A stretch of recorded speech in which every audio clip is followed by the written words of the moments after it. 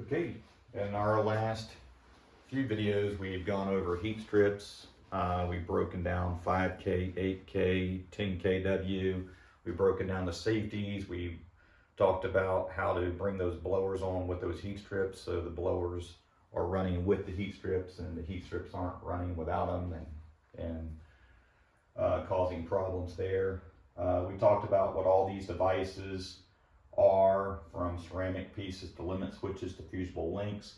I've added a couple more for this video because you'll primarily see this more on 3-phase heaters. And I'm gonna just go through this a little bit quicker, assuming you've already watched the other videos, and we'll put some links out there for you to look at those other videos too if there are any other concerns.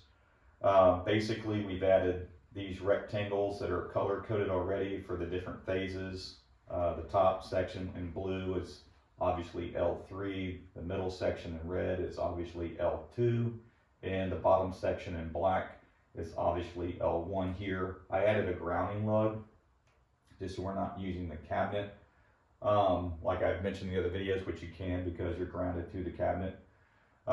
These ovals with the black devices that are on there are limit switches. I have limit switches breaking different legs of power, and I also have these limit switches in the middle, which I'm going to reserve that to drop out contactors just on the low voltage.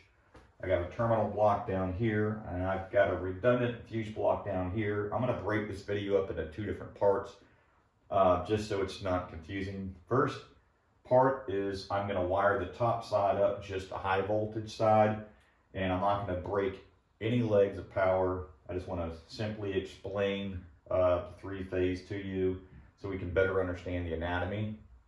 And then on the second part of the video, I'm going to take away this fuse block. I'm going to use the lugs and the fuse block down here, and I'm going to wire these heat strips up to these contactors, and then we'll introduce the low voltage. To start with, if you want to just count out, you can see that L3 is broken over a pigtail with 2 fuses, and then it's redundant with L2, and it's redundant again with L1. So we're going to go over why do I have 2 here, 2 here, 2 here, but yet if you look at the colors, you'll see a pattern of 4, 4, and 4. And it's pretty simple. What we're going to do is, let's see, I'm already on black. I'm going to take L1 and I'm going to come over. I'm going to go ahead and make that a little bit larger so you can see it better. We're going to come over and give me a second here. I'm going to come up into the limit switch, out of the limit switch, and over to the right side of the heat strip. Okay, and then I'm going to come up and I'm just going to bounce over to this other one. So I still have, so when I say that I've come off of this fuse, I came off on 2 different heat strips. So we have one section of heat strips between L2 and L1. We have another section of heat strips between L3 and L1. So I have a combination of using all 3 of these legs already on these 2 heat strips. So if this fuse were to go out, right, then this heat strip and this heat strip will lose a leg of power.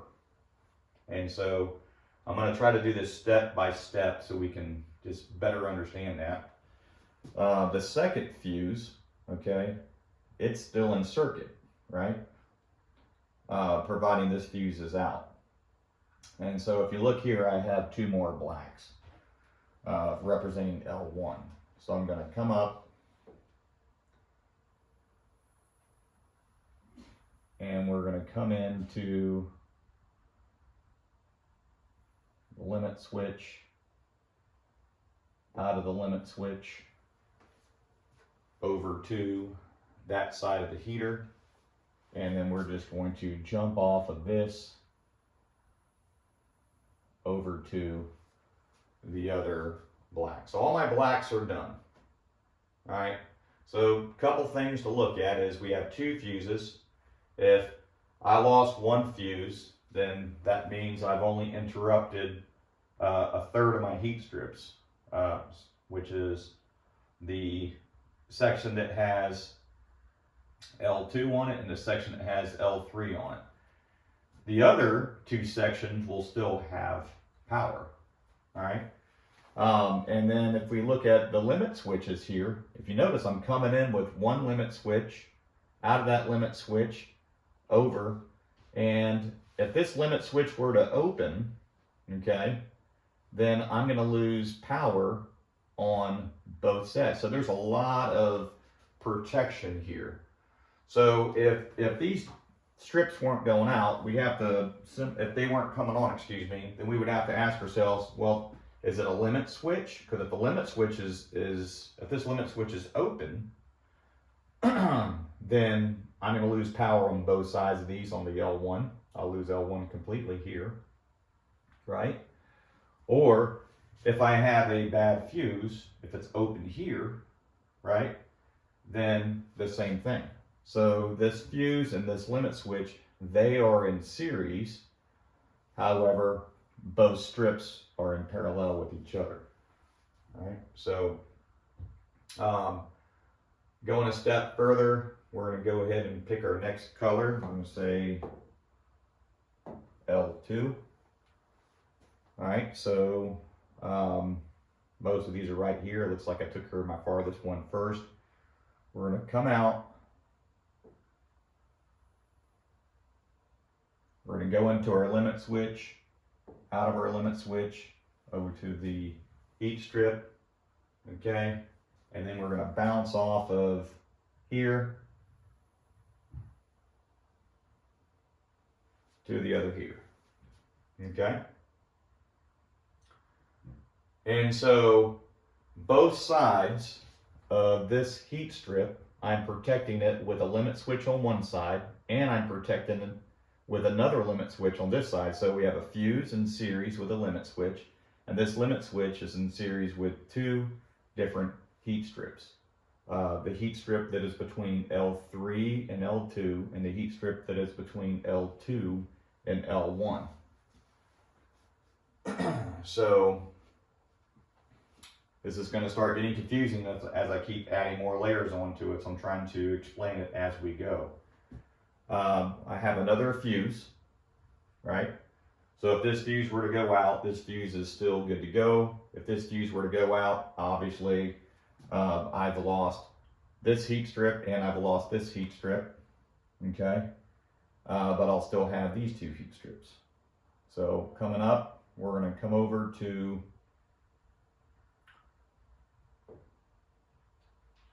this top bar. See how that looks. Nope. We'll come over to the limit switch here, and out of the limit switch over. There we go. And then out of this, we're just going to pigtail up to the other heater. And as long as this limit switch is closed, and as long as this fuse is closed and not open, then these 2 sections will have L2. So that's pretty much it. So as you can see, in every leg I have 2 limit switches, right? L1 has 2 limit switches. L2 has 2 limit switches. L1 has 2 fuses, and L2 has 2 fuses.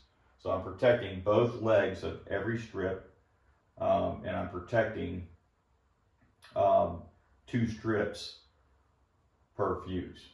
All right, so we're going to go ahead and go to L3.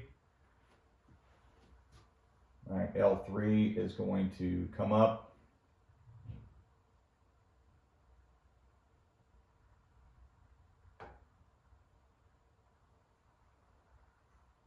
It's going to come in and out. Okay, so now we have it going through a fuse, We have it coming into a limit switch, out of a limit switch, over to a heat strip. Okay, so this is one section. And then we're going to come out and just pigtail off. And so we're good to go. So if this limit switch is open, it's going to affect this set of strips. Plus, if it's open, it'll affect this set of strips. But if this limit switch is open, it's not going to affect this heat strip at all, but it will affect this heat strip, right? And so that's how that works. We're going to come up and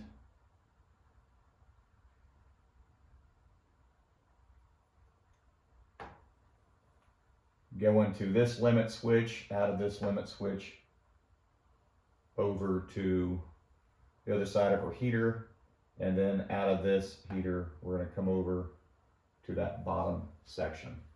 And that'll complete the diagram. And yes, I understand it looks confusing. It really does. And so I'm going to try to mark out these heat strips utilizing a different color. I'm going to say that this and this is one section. Okay. This one and this one is another section. Okay. I don't know how well orange is showing up, but we can pick another color here on the next diagram. Red and black. We go to red and black. Okay, there's two sections there. And then we have blue and black and blue and black. So you have one, right? Two, three, four, and we have 5 and 6. So you don't have to pull these heat strips out to look at them. You have to know how to read voltage. So if one section is not functioning, I'm going to go ahead and create a couple of breaks here so we can see what that would look like. If we were to lose a fuse, for example, and say this fuse here, here, let me do this.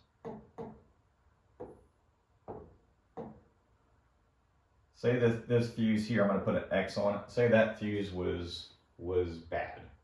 And I'm going to say this fuse here was bad. Because typically when we come across these heat strips, we find multiple fuses bad. So let's look and see what that would look like. And matter of fact, we'll have fun with this. We'll just say that that we have one limit switch.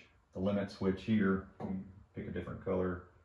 We'll use light green. We'll say that this switch is in the open position. Hopefully you can see that okay. and you're coming across a service call, and this is what you're looking at here. All right, so if I were to put one lead on any one of these legs, L3, L2, L1, and I put the other lead on ground, I'm going to read power. If I don't read power, then obviously you need to find out why. You need to go back to your disconnect and see if there's power on the disconnect. If there's no power on the disconnect, then you go further back to the breaker and you make sure that your breaker's okay. But let's just say that there is power on every one of these terminals. So I'm reading, if it's 208 between all three of my legs, then I'm reading about 110 volts on every one of these to ground. So between the two, I'm reading 208, 208, 208, 208, 208, whatever combination I go through. So we obviously know we don't have a problem here. And then you want to go ahead and see if you can read power across your fuse. If you read 0 volts across your fuse, it doesn't mean there's not power there, you read 0 volts across your fuse, it just means your fuse is closed. So if I read 0, it's because I'm reading the same leg of power on the other side. So L3 to L3 is 0. Now if I go to the next one and it's open, as you can see I have an X here, then I'm going to read L3 to whatever the other side is. What is the other side? The other side is going to represent L1. So I'm going to read 208 across it. So don't worry about right now which leg you're reading across it. All you need to know is I have 2 voltages here to read 0 or 208. So here I'm going to read 0. Here, if the fuse is open, I'm going to read 208. Let's go to L2, 0, 0. All right. Let's go to L1, 0, 208. And the reason why you're reading 208, if you come back to it, okay, I'm actually reading, actually in this situation, if we were to trace it back, it's coming back to here, okay, which comes back to a fuse that is closed. So I'm actually going to read anything there. So that'll be an interesting call. So if I read 208 here, okay, come all the way back, okay, I can read 208 here, but on this bottom one, this fuse winds up allowing me to read nothing there, because on the other side, the set of strips that I'm working on is actually not getting power at all. And so that's still not enough information. I want to come over and I want to go to each one of these heat strips, and I can sit here and go, do I have any voltage between my limit switches here? And the answer is going to be, let me go back, and my answer is going to be 0, right? I have 0 volts. Okay, so that I know that limit switch is fine. I'm going to come over here and see if I have voltage across my heat strips. In this situation, in this theory, I should. There's no relays breaking anything. So between here and here, I'm actually reading power. So I got 208. So this heat strip, in this theory, heat strip 1 would be functional. All right. We can come back to heat strip. Let's just go down in order. We'll go from 1 to 2. Heat strip 2. It's receiving power because my limit switch is closed. But over here, I'm not reading anything because I'm reading L3 all the way through. I'm reading L3 all the way through. The element, this switch, if I'm reading nothing here and I come up to ground and I'm reading power, 110, 110, 208, I'm reading 208. I'm sorry, I'm reading 0 across here because I'm on the same leg. I'm supposed to be reading 208. I come over here to my limit switch, and my limit switch is now reading power across it. I'm reading L2 on one side, and I'm reading L3 through the heat strip on the other side. So I'm reading 208 across that limit switch. So I already know now I've got a limit switch that is open. So heat strip 1 checks out. I'll have ampacity there. Heat strip 2, I won't have any amp draw, and the problem is a limit switch because I have 208 across my limit switch. I'm reading volts across it instead of 0 across it. Let's come up here to number 3. Just trying to do them in order. I'm not trying to bounce around. I'm just going 1, 2, 3. The fuse here, I'm reading 0 volts across it. I'm reading 0 volts across my limit switch. Okay, and when I come over to each side of my heating element, I'm reading power on both sides, the L1 side and the L2 side. And let's just look at this for a second. Trace this back. Oh, I was wrong. In this scenario, I would be reading 0 volts across that that fuse, because that fuse is bad. So if we were to look at what power I would be reading across that, looks like I would be reading 0 volts. So we were right. Now let's talk about why I would read 0 volts across this.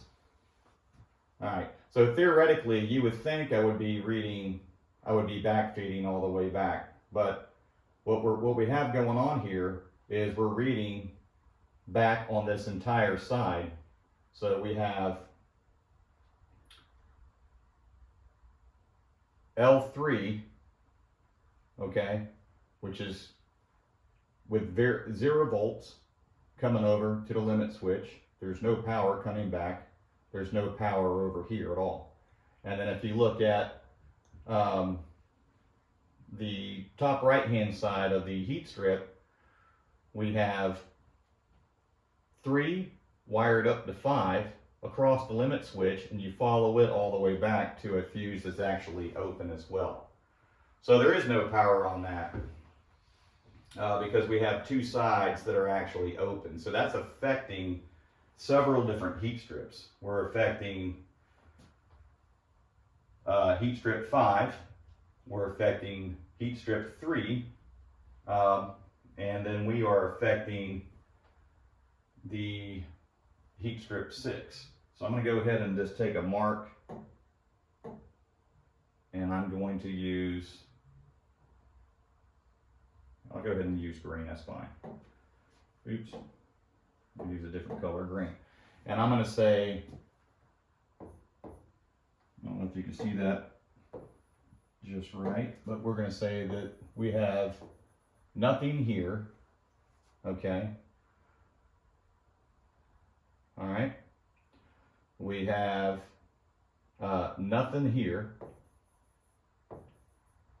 right? And we have nothing on 3. Okay. And we have nothing on 2 because of our limit switch being open. So out of this set of heat strips, the only thing that we would have would be, looks like we have 1, which is good to go. We'll go ahead and put a check mark there. And we have 4, which is good to go. So if you can see here, because 2 fuses were knocked out and one limit switch was knocked out of the 6 sets of heat strips that we had, only 2 of them were actually good to go. And so let's just say that we close the limit switch here. Draw that back.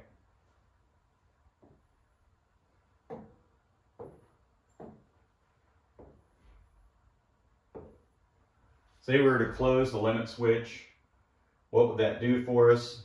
Okay, well, we know we have power on L3 going through the limit switch. We're bounced off of that over to here, so we know we have L3 here, and we know this fuse on L2 is good to go. So if this limit switch is closed, then that'll give us all we needed for heat strip number 2 to work.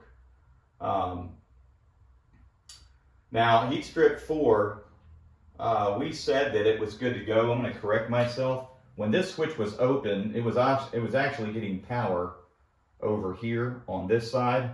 So that's actually, that would not have been good. So I'm going to go ahead and correct myself on that.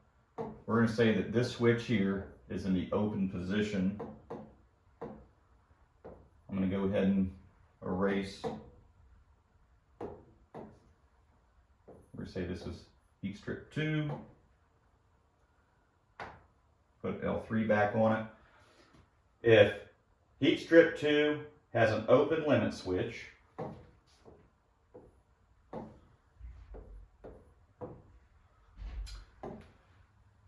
if heat strip number 2 has an open limit switch, then that's going to affect heat strip number 4 as well. So theoretically, in this scenario, with 2 having an open limit switch, 4 is going to be down because it's going to lose L2. 6 we know is down, 5 is down, 3 is down, and the only one that is actually up and running is heat strip number 1. And so this is just an example of this stuff can always be confusing. You need to take your time. You need to not be frustrated when you're in front of this. Home in on your skills. In this scenario, I have 6 individual sets of heat strips. I have 2 heat strips, pretty much in any combination you can think of. I've got limit switches for every single one of these combinations. I can break either side. I know when you add a lot of limit switches to it, you're losing power on both sides of the heat strips. In this scenario, there's another way of doing it. You can just have these limit switches here, just knock off the contactors, and sometimes these heat strips, they have that. If we were to look at not losing any fuses, then that would have made things a lot different for us. I'm going to go ahead and leave the limit switch open and show you what it would have looked like if we only had a limit switch that was not working right. So I'm going to go ahead and close these switches. Go ahead and erase our little green X's and check marks. Okay, we said we're going to leave switch or heat strip 2 with an open limit switch, and we're going to see what that looks like with volts. All right, so on L3 to ground, I've got power on both sides of the fuse. Okay, that's one way to check to see if my fuse is closed. Another way to double make sure it says read to see if there is power across the fuse. In this situation, I'm reading 0. Okay, in this situation, on this fuse, I'm reading 0, 0, 0. All right, 0 and 0. Actually, let's go back to 2. With an open limit switch, we're going to have L3 present on the other side.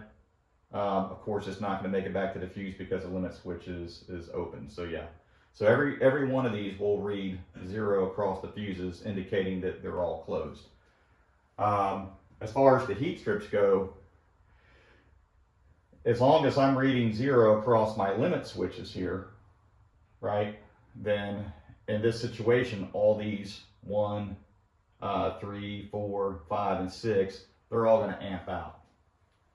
When I get to 2, it's not obviously going to amp out, and I'm going to realize that when I come over here, I'm missing a leg of power, and I can trace it back to my limit switch, and I can see that I'm reading voltage across that limit switch. If the limit switch was closed, I would read 0 volts across it. And so very simply, if I had that problem, then I would just replace that limit switch. I would give them a quote to replace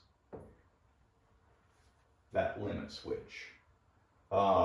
If I had a situation where my blower wasn't running, maybe the belt slipped off, then I would probably have most likely multiple limit switches not working. I wouldn't just have one.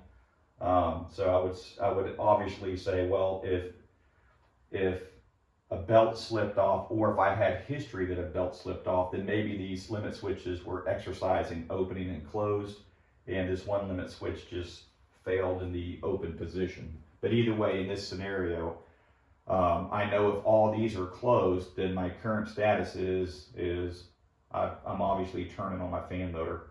So I would have an open limit switch that has just stuck in the open position, and I would replace that limit switch. It's always good to stock up some limit switches too, and so you don't have to worry about that. Now these other 2 limit switches that I have here, I'm reserving that for my low voltage side, so I can drop out the entire contactor. And again, I know I'm confusing this up, very well with multiple limit switches. I don't have fusible links on this end. I'm using fuses instead of fusible links. But I want to make sure that you understand that, once you get to this level of your experience, you're going to be dealing with heat strips that are larger than your 5 kilowatts or your 10 kilowatts, and you start getting into 12 and 15 and 17, 20 kW, 30 kW heat strips, you're going to start getting into more limit switches, more fuses. You're going to be bouncing off quite a bit. You can have just a couple of small issues that are easy to fix. Replace a couple of fuses, maybe a limit switch, and if you don't, you can have 70-80% of that strip. When I say strip, the entire component as a whole, you can be down 70-80% real easy. And so you want to be able to, get your leads out on your meter and start testing and following it, and it's going to take some time. I can sit here and draw this several different ways, and we can pick and choose what's going to be open and what's going to be closed and where we're going to have a fault at, and even myself, experienced, will sit here and have to work the problem out. You can give any mathematician a big problem, and he's going to be able to solve it at the end of the day. Some he's going to be able to solve faster than others. So, so if you're having a hard time solving this problem, you're also going to have a hard time trying to get your answer over the phone. So don't feel afraid to get a second opinion within your company to come out there and see what you're missing. Don't throw the towel in either. And then these heat strips, they're just not sitting on the shelf. You're not just going to order one and just put it in there. That's just not going to work. Typically, if you have a fuse blowing or if you have a limit switch blowing, you replace that set of heat strips. It's going to be very expensive. It's going to take a while to get. And when you put them in there, that same problem's going to happen again. So it's happening for a reason. So you need to look into that. All right, so we're going to get on into part 2 now. And part 2, we're going to, come off the contactors, and we're going to wire this back up, and we're going to add in a couple of limit switches now that we're using the controls, so we can knock these controls off as a whole. And what that will look like when we knock out an entire contactor and have another contactor still in play. And then remember, the problems we had up here where we had a limit switch that could be open, a fuse that could be open, and a contactor that could be down off of another limit switch. I mean, that's just another layer of problems. So that's why I'm doing this over a couple of different parts. But no matter what the scenario, like I said, you can easily lose a large section of your heat strips. And it doesn't mean that the heating elements are open. It's just a simple limit switch or fuse that needs to be replaced. And as a quick recommendation, replace your fuses if they're blown. If you need to, don't go buy 2. If you have 6 here, maybe buy a pack of 6, leave the other 4 after you're done inside the unit for the client to have on the job site. So when somebody else from your company comes back out there, if that problem occurs again, they already have those fuses. And then you want to run these for a good 10-15 minutes just to make sure that amp draw doesn't change. Sometimes you just have fuses just go bad. As far as limit switches, at the end of the day, you can sit there and take one section of heat strips off if you're good at it. And, in this situation here, heat strip 2, it's affecting heat strip 4. What I would easily do is, if this was open, I would take this side of heat strip 4 and I would actually, take my wire from here and move it over to this side of the limit switch. It would simply look like this. As this comes up, I would just bounce it over to here, and now I got heat strip 4 up and running, and the only heat strip is down until I get that limit switch. You can do that. In the design that I had, I was protecting, red with either fuses, or I was protecting it with limit switches. This way, no matter what, I had safeties. And I go a little overboard with my safeties, but I don't try just to keep it interesting or entertaining. I try to put as much on here as possible so that when you're out there, hopefully you can find that same scenario. If it's too many scenarios that I have up here and what you're looking at is very simple, then good for you. That really helps out. But this is how I would fix heat strip 4 so 4 and 2 aren't down while I'm trying to get a limit switch if I didn't carry one on my truck.